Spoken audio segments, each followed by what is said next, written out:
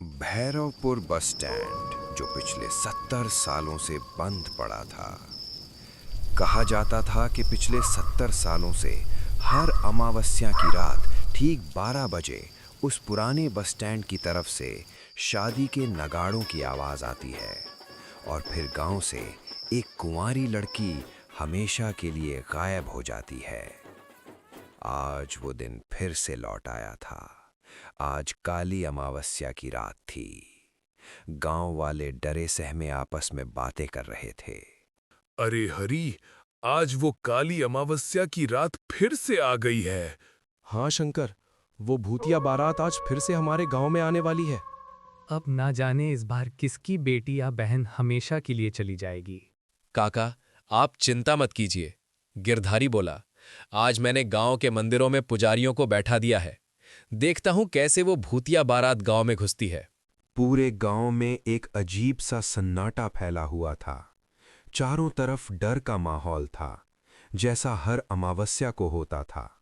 लेकिन आज गांव के मंदिरों में पूजा पाठ चल रहा था ताकि भूतिया बारात गांव में दाखिल ना हो सके।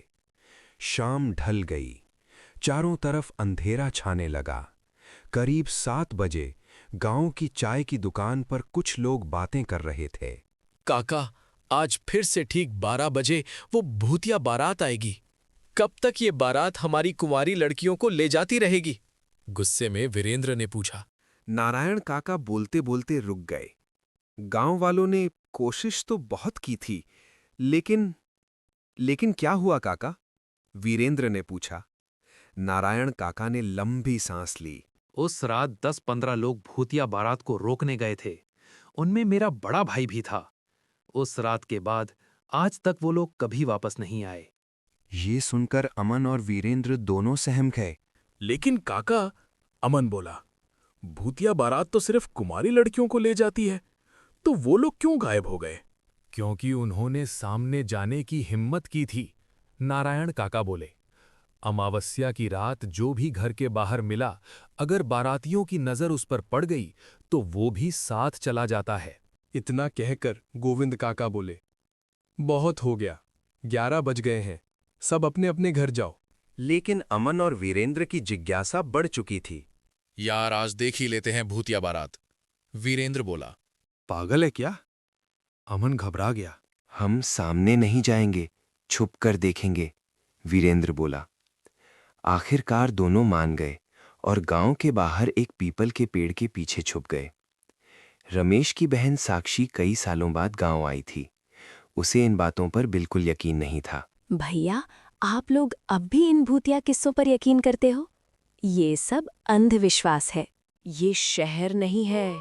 यहाँ अमावस्या की रात वो भूतिया बारात सच में आती है।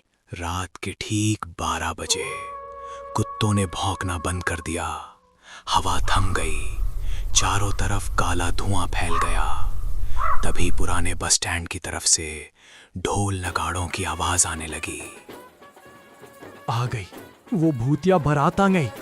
धुएं के बीच से एक भूतिया बारात निकलकर गांव की तरफ बढ़ने लगी। किसी का शरीर जला हुआ था, किसी की आंखों से खून टपक रहा था और बीच में था भूतिया दूल्हा। बारात आकर रुकती है रमेश के घर के सामने। भूतिया दूल्हा दरवाजा तोड़कर अंदर घुस जाता है। मैं अपनी बहन नहीं दूंगा, रमेश चिल्लाया। लेकिन भूतिया दूल्हा रमेश और उसकी पत्नी को मार देता है। साक्षी रोती गिड़गिड़ाती रहती है, लेकिन कोई फायदा नहीं। उसे जबरदस्ती पुराने बस स्टैंड की तरफ ले जाया जाता है। बस स्टैंड पर काले धुएं के बीच एक भूतिया बस खड़ी थी। उस बस में अनगिनत आत्माएं बैठी थीं। जैसे ही साक्षी को बस में बैठाया जाता है, बस तेजी से चलती है और धुएं में बदलकर गायब हो जाती है।